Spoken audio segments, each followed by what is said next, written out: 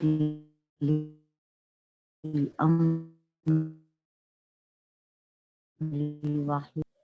زدنی علما رب زدنی علما رب زدنی علما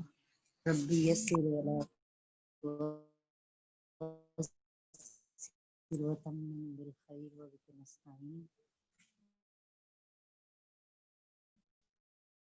اللهم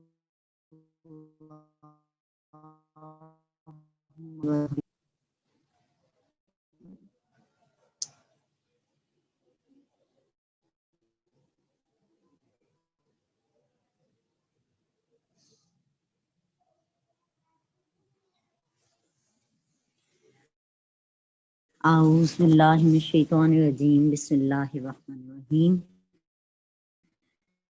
جامعہ دختران اسلام مل بیٹھنا پڑھنا پڑھانا سننا سنانا اپنی بارگاہ میں قبول و منظور فرمائے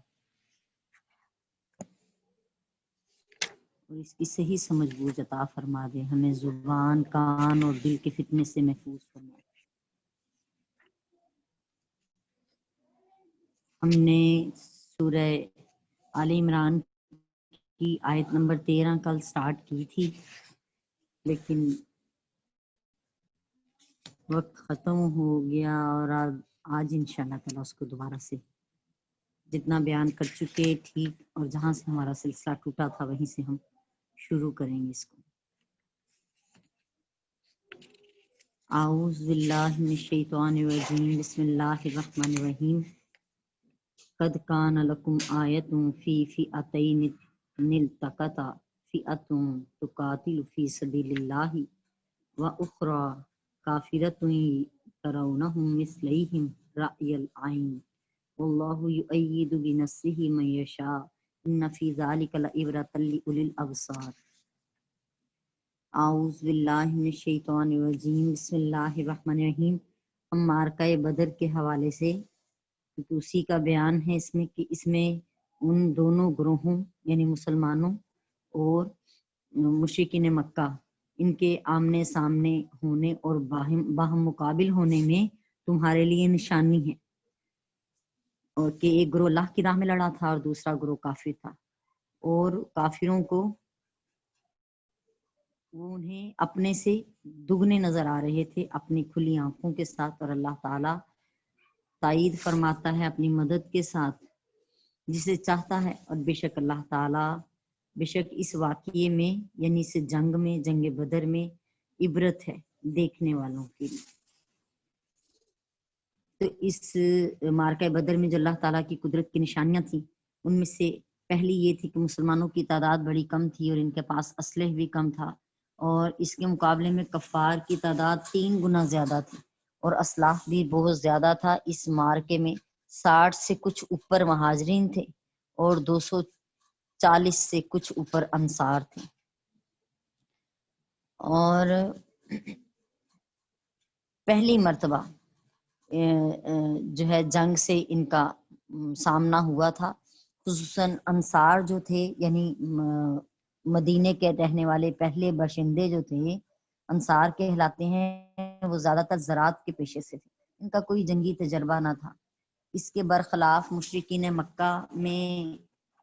سب جنگ کے ماہر تھے، تجربہ کار تھے، اور ان کی تعداد بھی اس طرح زیادہ تھی اور اسلحہ بھی ان کے پاس زیادہ تھا۔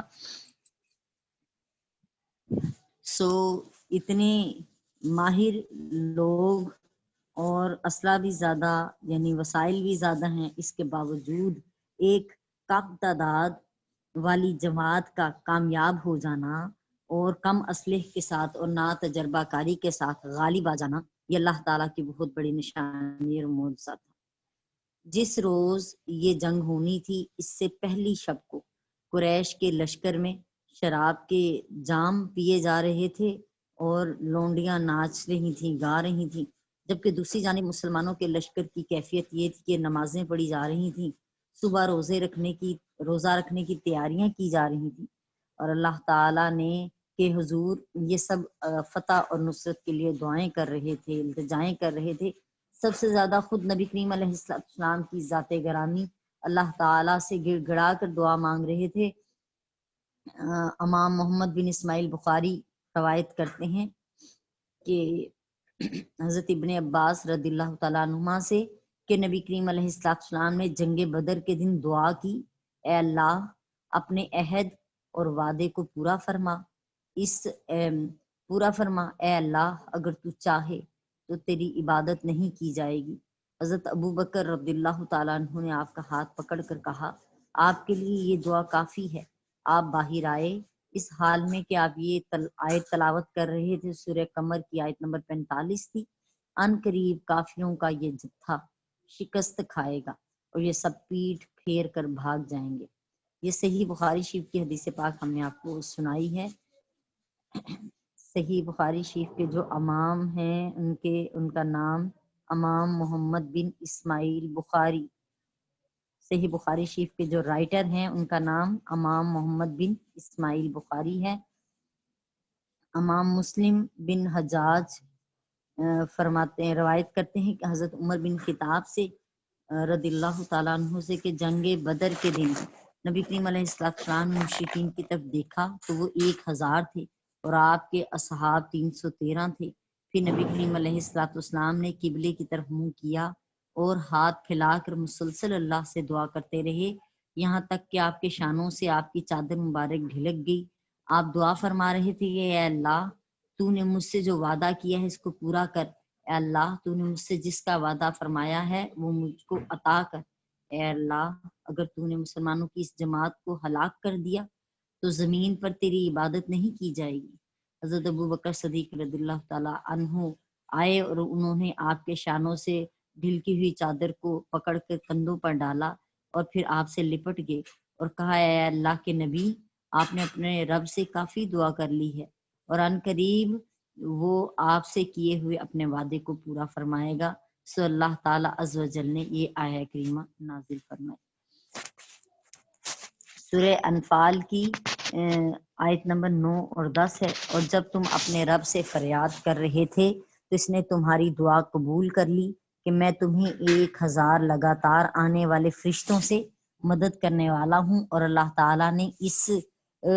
نزول ملائکہ کو یعنی فرشتوں کا نازل ہونا جو ہے وہ صرف خوشخبری بنایا ہے تاکہ اس سے تمہارے دل مطمئن ہو جائیں، اور مدد صرف اللہ ہی کی طرف سے ہے۔ نبی کریم علیہ السلام کا دعا کرنا اظہار عبودیت کے لیے تھا، ورنہ اللہ تعالیٰ نے نبی کریم علیہ السلام کو بہت پہلے کافروں کی شکست کے بارے میں بتا دیا تھا۔ آپ نے صحابہ کرام کو بتا دیا کہ معرکہ بدر میں فلاں کافر اس جگہ پر گرے گا اور فلاں کافر اس جگہ پر گرے گا۔ حضرت انس رضی اللہ تعالیٰ عنہ بیان کرتے ہیں، امام مسلم کی روایت ہے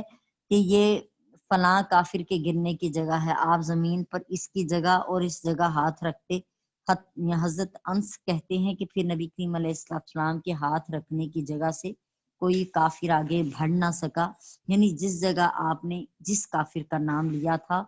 وہ کافر اسی جگہ مرا۔ سبحان اللہ۔ خلاصہ یہ ہے کہ جو معرکہ بدر میں یہ نشانی ہے کہ اللہ تعالیٰ کے ماننے والوں اور اس سے دعا کرنے والوں کو اللہ تعالیٰ نے فتح عطا فرمائی، اور اللہ تعالیٰ کا کفر کرنے والوں اور فسق و فجور میں مشغول رہنے والوں کو اللہ تعالیٰ نے کثرت کے باوجود اور قوت کے باوجود شکست کی ذلت میں مبتلا کیا۔ اور اس میں دوسری نشانی یہ ہے کہ نبی کریم علیہ السلام کی نبوت کا ثبوت ہے، کیونکہ آپ نے پہلے ہی پیشن گوئی فرما دی تھی کہ کون کافر کس جگہ گرے گا مرے گا۔ اس میں اس علم غیب کا بیان ہے جو اللہ تعالیٰ نے آپ کو عطا فرمایا۔ معرکہ بدر میں اللہ تعالیٰ کی قدرت کی جو تیسری نشانی تھی وہ یہ تھی کہ مشرکین مکہ کو مسلمان اپنے سے دگنی تعداد میں دکھائی دے رہے تھے، یعنی ان کو مسلمانوں کی تعداد 2000 دکھائی دے رہی تھی، جس کی وجہ سے ان پر مسلمانوں کی ہیبت طاری ہو گئی اور وہ خوف زدہ ہو گئے۔ اور چوتھی نشانی جو تھی معرکہ بدر میں وہ یہ تھی کہ اللہ تعالیٰ نے مسلمانوں کے اطمینان کے لیے اور ان کو بشارت دینے کے لیے جنگ بدر میں فرشتوں کو نازل کیا، جیسے کہ پیچھے ہم نے آیت میں پڑھا بھی کہ فرشتوں کا نزول مسلمانوں کو اطمینان بخشنے کے لیے تھا اور ان کو بشارت دینے کے لیے تھا۔ اعوذ باللہ من الشیطان الرجیم، بسم اللہ الرحمن الرحیم۔ زین للناس حب الشہوات من النساء والبنین والقناطیر المقنطرۃ من الذہب والفضۃ والخیل المسومۃ والانعام والحرث ذالک متاع الحیات الدنیا واللہ عندہ حسن المآب۔ زینا خوشنما بنا دی گئی ہے، اٹریکٹیو بنا دی گئی ہے، خوشنما بنا دی گئی ہے، آراستہ کر دی گئی ہے، للناسی لوگوں کے لیے، حب الشہواتی مرغوب چیزوں کی محبت، من النساء عورتوں کے ساتھ، عورتوں کی محبت، والبنینا اور بیٹوں کی محبت، والقناطیر اور ڈھیر، مقنطرتی جمع کیے ہوئے خزانوں کی محبت، من الذہب سونے کے، والفضۃ یا چاندی کے اور چاندی کے، والخیلی اور گھوڑے، مسومتن نشان زدہ یعنی مخصوص گھوڑے، والانعام اور مویشی یعنی اونٹ، گائے، بکری، والحرثی اور کھیتی، ذالک متاع الحیات الدنیا یہ سب جن کی محبت دل میں رکھ دی گئی ہے، ڈال دی گئی ہے، آراستہ کر دی گئی ہے، اٹریکشن ہے اس میں، اللہ پاک فرما رہے ہیں کہ یہ سب ساز و سامان ہے حیات دنیا، دنیا کی زندگی کا، واللہ عندہ حسن المآب اور اللہ تعالیٰ کے پاس اچھا ٹھکانہ ہے، یعنی جو مالک کی بارگاہ میں ہے وہ زیادہ باقی رہنے والا ہے، کبھی نہ ختم ہونے والا اور ہمیشہ ہمیشہ کے لیے پاس رہے گا، اور وہی زندگی اصل میں جو ہے آئیڈیل زندگی ہے، جو جنت کی زندگی ہے۔ یہاں پہ دو لفظ استعمال ہوئے ہیں، حب الشہوات، زینا آراستہ کر دیا گیا ہے لوگوں کے لیے، حب الشہواتی، تو حب کے معنی دیکھ لیتے ہیں۔ حب کے معنی ہے جی کسی چیز کی طرف دل کا مائل ہونا، دل کا مائل ہونا، اور شہوت کا معنی ہے جس چیز کی طرف نفس کی تحریک ہو اور ترغیب ملے، ہمارا نفس جو ہے اس کی ترغیب دے رہا ہے ہمیں، اور ہمیں اس چیز کو حاصل کرنے کے لیے جو ہے خواہش پیدا ہو رہی ہے۔ قناطیر کا معنی ہے جی یہ کنتار کی جمع ہے، اور کنتار جو ہے ایک مخصوص وزن ہے جس کی تعبیر یہ ہے کہ جی 50 کلو گرام ہے، ایک مخصوص وزن ہے کنتار جس کی جمع جو ہے قناطیر ہے، یعنی کئی 50 کلو گرام۔ اور مکن تارتی کا معنی جو ہے پل ہے، اور مال کے بہت بڑے ڈھیر کو بھی کنگ تارا کہا جاتا ہے، یہاں پہ ہم یہ مال کے ڈھیر کو کہیں گے کنگ تارا۔ اچھا جی، اور ذہب کا معنی ہے سونا، اور فضہ کا معنی ہے چاندی، اور خیلن کا معنی ہے گھوڑا، اور انعامی نعم کی جمع ہے، اور نعم کا معنی اونٹ ہے، اور اس کی جمع انعام ہے مویشی، یعنی کہ لیکن جمع کا اطلاق میں اونٹ بھی شامل ہوگا، چوپایوں کو کہا جاتا ہے جن کے 4 پاؤں ہوں، تو اونٹ، گائیں، بکری سب اسی میں شامل ہوں گے۔ اور رضوان کا معنی ہے جی رضا، اور اس کے علاوہ جو جنت کے گروہے ہیں ان کا نام بھی رضوان رکھا گیا ہے۔ اسحار سحر کی جمع ہے، اور سحر کا وقت ہے جی طلوع فجر سے پہلے کا جو وقت ہے وہ، یعنی فجر کی اذان سے پہلے کا جو وقت ہے وہ سحر کا وقت ہے، اور اس کی جمع اسحار استعمال کیا گیا ہے۔ اس سے پہلے ہم نے پڑھا تھا اس حوالے سے کہ ایک نصرانی ابو حارثہ بن علقمہ نے اپنے بھائی سے کہا مجھے یقین ہے کہ یہ اللہ کے برحق رسول ہیں، نبی کریم علیہ السلام کے بارے میں کہا، لیکن اگر میں ان پر ایمان لے آیا تو روم کے بادشاہ نے مجھ سے اپنے تمام جو کچھ مجھے دیا ہے وہ سب کچھ مال اور دولت واپس لے لے گا۔ اس آیت میں اللہ تعالیٰ نے بتایا کہ مال اور دنیا کی اور چیزوں کی محبت یہ سب فانی ہے، اور اللہ تعالیٰ کے پاس دائمی اجر و ثواب ہے، تو تم فانی چیزوں کی خاطر دائمی چیزوں کو نہ چھوڑو۔ دوسری وجہ یہ ہے کہ اس سے پہلی آیت کے آخر میں فرمایا کہ مارکہ بدر میں آنکھوں والوں کے لیے عبرت ہے، تو اس آیت میں عبرت کی تفصیل ہے، وہ عبرت کیا ہے کہ دنیا کی لذتیں جو ہیں وہ عارضی ہیں، اور جو آخرت کی لذتیں ہیں وہ ہمیشہ رہنے والی ہیں، باقی رہنے والی ہیں۔ اس لیے کہا یہ جو عارضی لذتیں ہیں ان میں مصروف ہو کر آخری دائمی نعمتوں سے غافل نہ ہو جانا۔ عورتوں، بیٹوں اور مال و دولت کو انسان کی نظر میں بہت خوشنما اور حسین بنا دیا گیا ہے، اور اس کے دل میں ان کی محبت پیدا کر دی گئی ہے، اور یہ محبت اس کے دل میں اس طرح مرکوز ہے کہ یہ اس کی طبعی محبت اور اس کی فطری تقاضا بن گئی ہے۔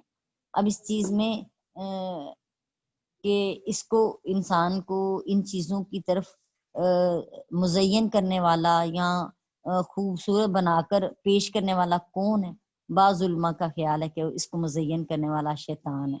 کیونکہ قرآن پاک کی آیت نمبر 48 ہے سورہ انفال کی، جس میں یہ بیان آیا کہ اور جب شیطان نے ان کے لیے ان کے کاموں کو مزین کر دیا، سجا دیا۔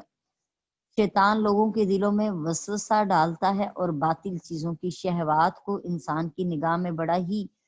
حسین اور خوشنما بنا کر پیش کرتا ہے، جیسے سورہ ہجر کی آیت نمبر 39 اور 40 میں اللہ تعالیٰ فرماتے ہیں،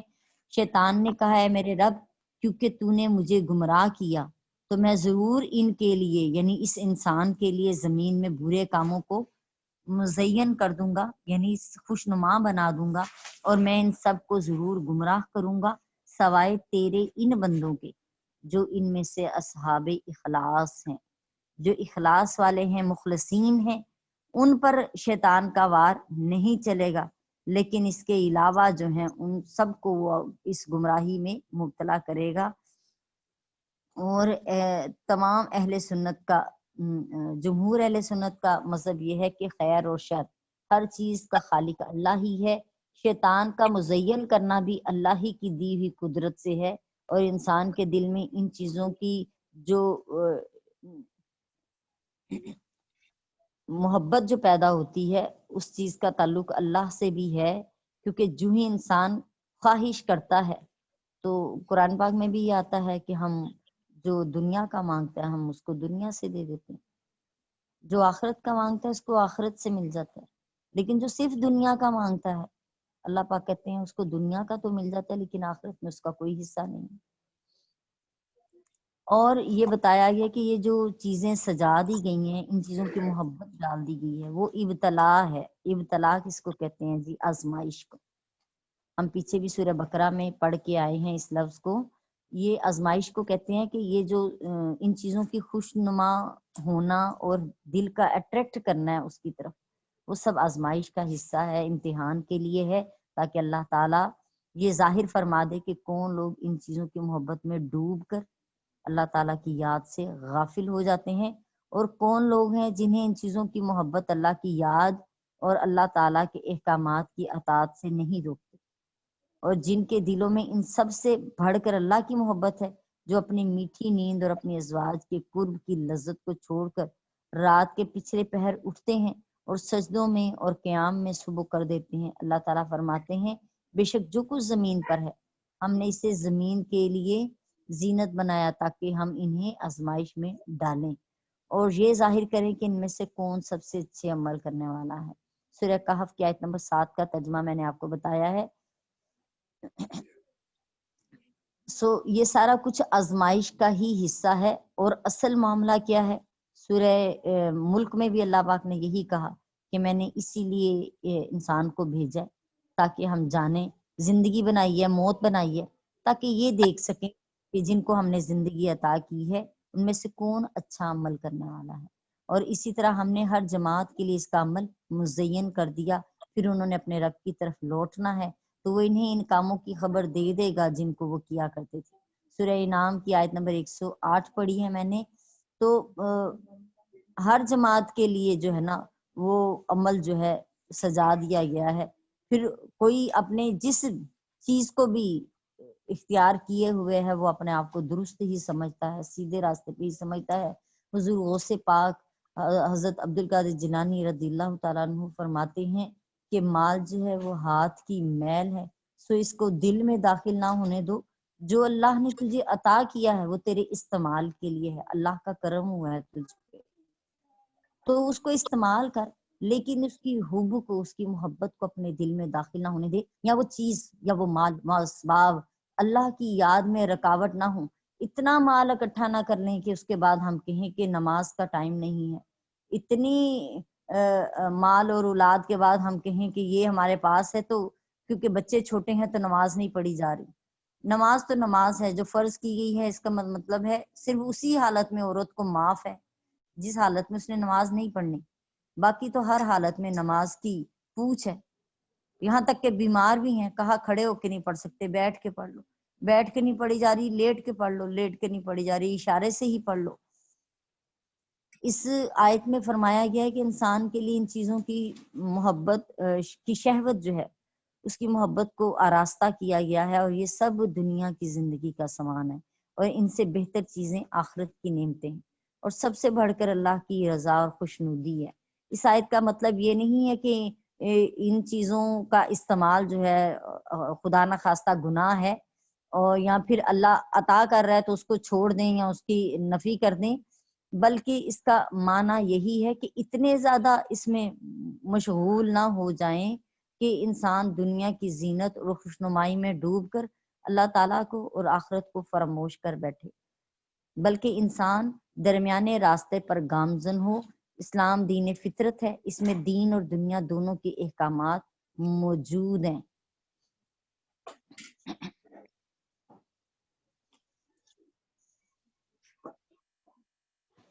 سورہ اعراف کی آیت نمبر 31 سے 33 تک کا ترجمہ آپ کو سناتی ہوں، اس سے کچھ اور بھی واضح ہو جائیں گی چیزیں کہ اے بنی آدم، ہر نماز کے وقت اپنا لباس زیب تن کر لیا کرو، اور کھاؤ اور پیو اور فضول خرچ نہ کرو، بے شک اللہ فضول خرچ کرنے والوں کو دوست نہیں رکھتا۔ آپ کہی کہ اللہ تعالیٰ کی اس زینت کو کس نے حرام کیا ہے جس نے اپنے بندوں کے لیے پیدا کی ہے، اور اللہ کے رزق میں سے پاک اور لذیذ چیزیں کس نے حرام کی ہیں؟ آپ کہی یہ چیزیں ایمان والوں کے لیے اس دنیا کی زندگی میں بھی ہیں اور آخرت میں تو صرف انہی کے لیے خاص ہیں۔ ہم علم والوں کے لیے اسی طرح آیات کی تفصیل بیان کرتے ہیں۔ آپ کہہ دیجئے محبوب صلی اللہ علیہ وسلم کہ میرے رب نے تو صرف بے حیائی کے کاموں کو حرام کیا، خواہ وہ کھلی بے حیائی ہو یا چھپی ہوئی ہو، اور گناہ کو اور ناحق سرکشی کو، اور یہ کہ تم اللہ کے ساتھ شرک کرو جس کی اللہ نے کوئی دلیل نازل نہیں کی، اور یہ کہ تم اللہ کے بارے میں ایسی باتیں کہو جو تم خود بھی نہیں جانتے۔ یہ سورہ اعراف کی آیت نمبر 31 اور 32 اور 33 تین آیتوں کے ہی میں نے ترجمہ آپ کو سنایا ہے۔ کتنی واضح چیزیں ہیں، باتیں ہیں سمجھنے والی کہ ان آیات میں اللہ تعالیٰ نے وضاحت کر دی ہے کہ زینت کو اور پاک اور لذیذ چیزوں کو اپنے بندوں پر حرام نہیں فرمایا۔ نبی کریم علیہ السلام سے پوچھا گیا یا رسول اللہ صلی اللہ علیہ وآلہ وسلم، کیا اچھے کپڑے پہننا، اچھے جوتے پہننا منع ہے؟ آپ نے فرمایا نہیں، اگر اللہ نے تجھے دیا ہے تو ضرور پہنو، ہاں اس کو پہن کر کسی کو کم تر نہ سمجھو، کسی کو حقیر نہ جانو، جس کے پاس نہیں ہے اس کو ڈی گریڈ نہ کرو۔ یہ جو ہی ڈی گریڈ کرو گے تو تم غرور و تکبر کے مرتکب ہوگے کہ تمہارے پاس یہ نعمت ہے اور جس کے پاس نہیں ہے وہ تمہاری نظر میں بڑا کم تر ہے اور حقیر ہے۔